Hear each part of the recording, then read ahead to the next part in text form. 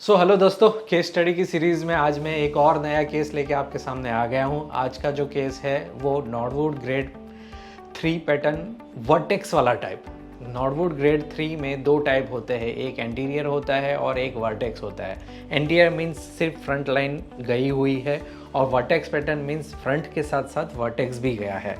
आज के जो हमारे पेशेंट है सूरत के काफ़ी फेमस पर्सनालिटी है आरजे वीर। सूरत के जो लोग होंगे या मैं ये बोलूँगा कि गुजरात के जो लोग होंगे मोस्टली उनको जानते होंगे। आरजे वीर करके है जो एफएम चैनल पे आते हैं। इस केस स्टडी में जो आपको जानना है, कुछ पॉइंट्स हर केस स्टडी के साथ आपको सीखने की ज़रूरत है, क्योंकि आप अगर ये स्टडी को देख रहे हो, ये सीरीज़ को देख रहे हो, सिंपल चीज़ें है। इसमें मैं कुछ नया नहीं बता रहा हूँ, हर पेशेंट के बारे में उनका ग्रेड बता रहा हूँ और उन्होंने क्या क्या किया था, जो अपने रिज़ल्ट को अच्छा लाने के लिए क्या चीज़ें उन्होंने की थी, कितने ग्राफ लगे थे, कौन सी टेक्निक लगाई थी, ये सब चीज़ें मेनली जानना ज़रूरी रहता है। ग्रेड 3 वर्टेक्स पैटर्न में सबसे पहली चीज़ जो मैं आपके लिए बोलना चाहूँगा, जो भी इस टाइप के केस है जो हमारे सब्सक्राइबर देख रहे हैं, उनमें एक चीज़ मैं आपको बोलना चाहूँगा कि ये एक ऐसा ग्रेड है जिसमें हम पेशेंट को एडवाइस करते हैं आपको पोस्ट ट्रांसप्लांट मेडिसिन की कंपलसरी रिक्वायरमेंट रहेगी। मैं कंपलसरी क्यों बोलूँगा, क्योंकि इसमें एग्जिस्टिंग हेयर इतने सारे हैं जिसको मेंटेन करना बहुत ज़रूरी है। नहीं तो आप ये समझो आपके यहाँ पे बाल है, क्राउन में बाल है और बीच के बाल चले गए in future, because genetic role play कर रहा है। अगर आपके जेनेटिक में ग्रेड 5 ग्रेड 6 होने के चांसेस है तो आप जो बीच के एग्जिस्टिंग है उसको लूज़ करने के चांसेस बहुत ज़्यादा चले जाएंगे। देखते हैं वीर के केस में हमने क्या किया था, कैसे प्लानिंग की थी, हम लोग आपके साथ डिस्कस करते हैं इस केस के साथ। पहला पार्ट होता है, सबसे जो इम्पोर्टेंट स्टेज रहता है वो है हेयर लाइन। अब ज़्यादातर आपने ये देखा होगा कि पेशेंट बोलते हैं कि मुझे एग्रेसिव हेयर लाइन चाहिए। एग्रेसिव मीन्स सर मेरी हेयर लाइन बने उतनी नीचे करो, मुझे नीचे हेयर लाइन चाहिए। लेकिन ये उन कुछ पेशेंट्स में से है जिन्होंने बोला था सर मेरे लुक को ज़्यादा चेंज मत करिए, मेरी जो हेयर लाइन है वो मुझे बहुत ज़्यादा नीचे नहीं चाहिए, आप मुझे एक बेसिक लेवल की हेयर लाइन दीजिए जो कि बहुत एग्रेसिव ना दिखे। इनके केस में हमने यही किया था। फोरहेड हल्का सा बड़ा रखा था क्योंकि ये पेशेंट का बचपन से जो है फोरहेड थोड़ा सा बड़ा था, तो हमने इनका फोरहेड थोड़ा बड़ा रखा था। आप अगर हेयरलाइन देखोगे तो हमने इनकी एक हेयरलाइन बनाई है। पीछे जहाँ पे एग्जिस्टिंग रहता है वहाँ पे उनका जो हेयरलाइन है वो हमने मैच किया है। प्लस इस पेशेंट में हमने टेम्पोरल नहीं बनाया है। हेयरलाइन को ऐसा डिज़ाइन किया है कि जो उनके जो एग्जिस्टिंग टेम्पोरल है उसके साथ वो मैच हो जाए, हमें नए क्रिएट करने की ज़रूरत नहीं पड़े। तो मेन आगे का जो बाल्ड एरिया है वो एक मार्क किया गया है, पीछे उनके जो थीनिंग है वहाँ पे मार्क किया गया है, प्लस जो उनका क्राउन एरिया है वहाँ पे मार्क किया गया है।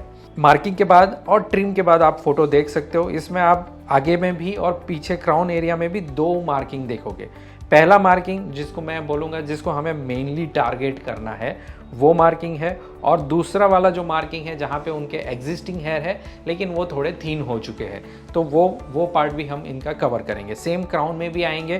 क्राउन में जो पहला मार्किंग अगर आप देखोगे जहाँ पे हमें प्रॉपर डेंसिटी के साथ वर्क करना पड़ेगा, और सेकेंड जो मार्किंग है जहाँ पे उनके हेयर्स है लेकिन थीन हेयर हो गए हैं।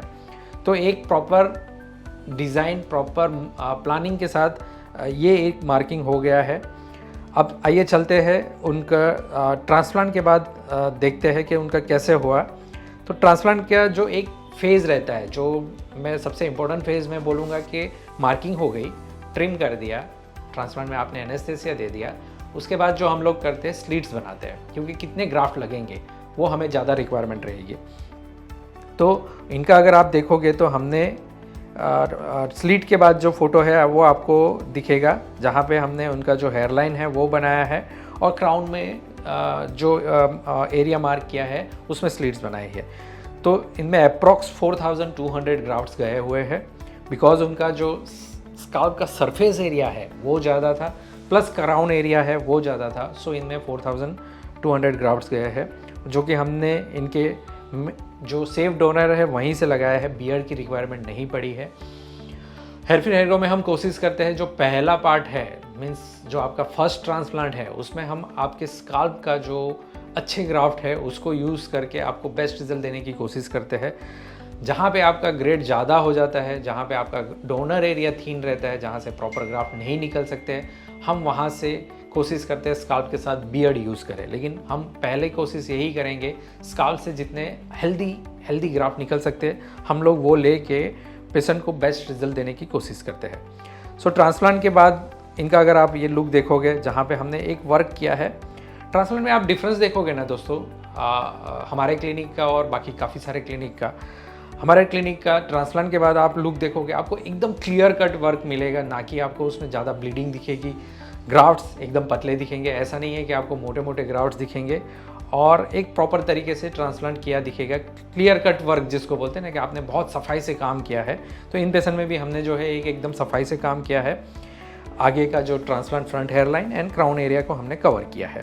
अब चलते हैं दोस्तों, इनका जो फर्स्ट हेयर वॉश के बाद जो लुक है उसके ऊपर सीधे आ जाते हैं।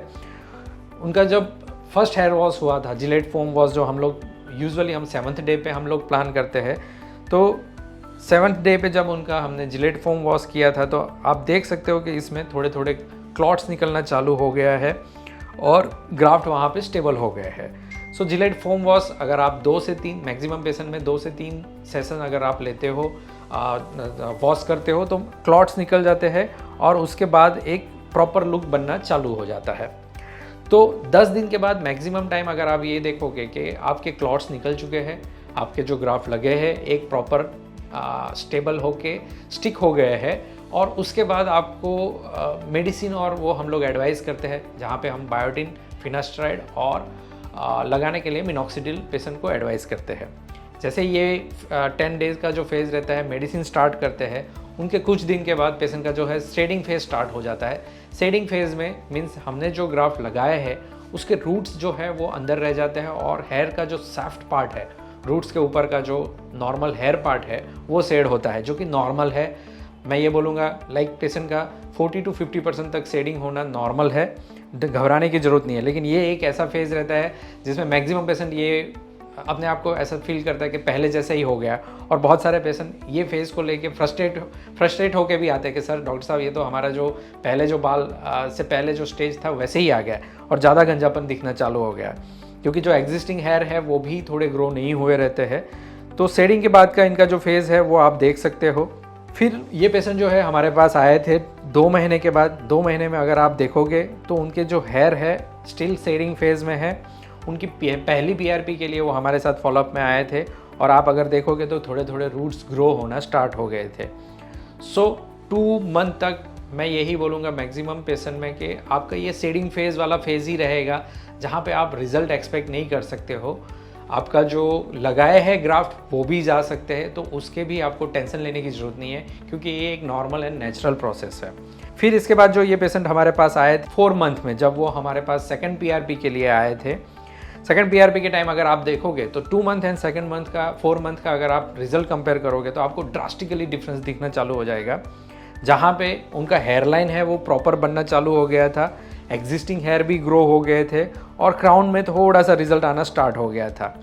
सो हम हेयर फ्री हेयर ग्रो में पेशेंट को एडवाइस करते हैं ट्रांसप्लांट के बाद 3 to 4 सेशंस ऑफ PRP। ये इसलिए क्योंकि आपका जो रिज़ल्ट है वो एक प्रॉपर आना चालू हो जाए, प्लस आपके जो एग्जिस्टिंग हेयर है वो भी हेल्दी होना चालू हो जाए, जो आपको रिज़ल्ट एक बेस्ट मिल सकता है।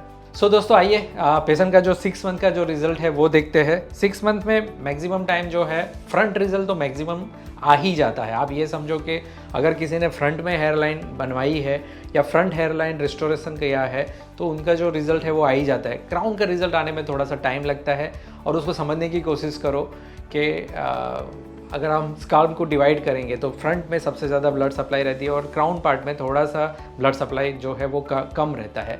तो फ्रंट का रिजल्ट जो है 6 मंथ में आ जाता है। इन पेशेंट में भी अगर आप देखोगे 6 मंथ में एकदम नेचुरल हेयरलाइन के साथ रिजल्ट आ गया है।